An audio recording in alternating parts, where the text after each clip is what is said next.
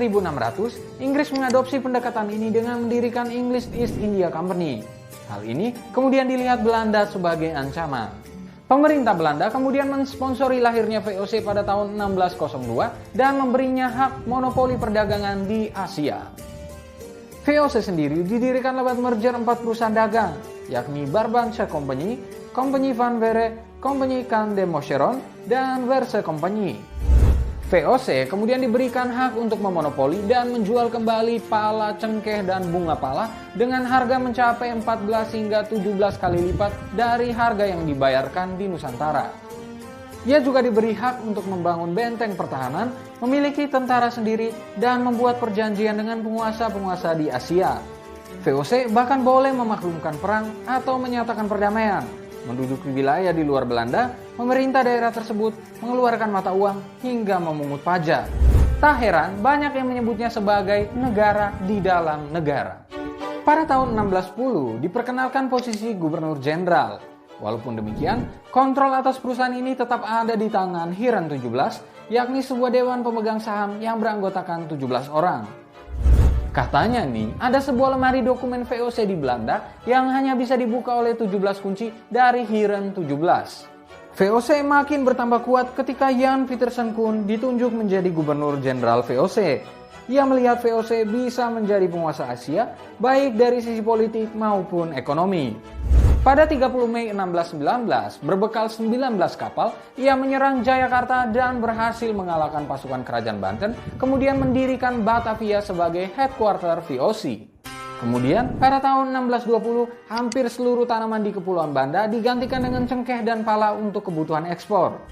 Program ini membuat VOC terus berkembang pesat menjadi kekuatan yang sangat besar.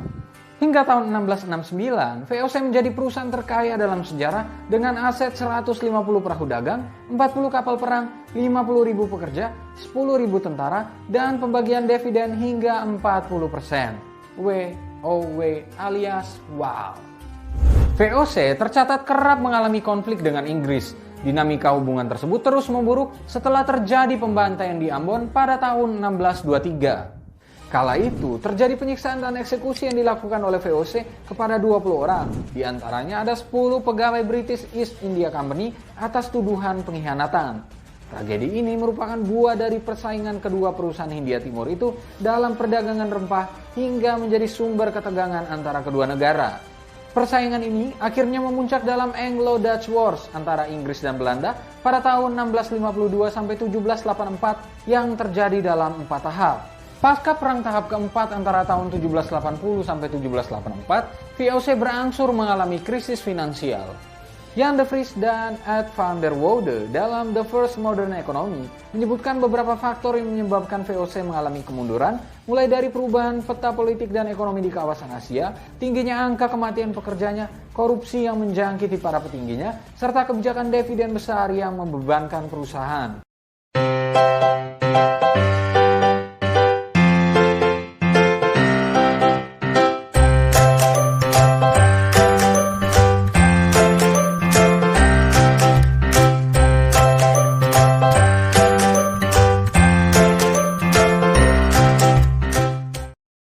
Saya di sini akan menjelaskan video yang telah saya buat. Jadi, video saya menggunakan materi VOC mengenai keserakahan kongsi dagang VOC.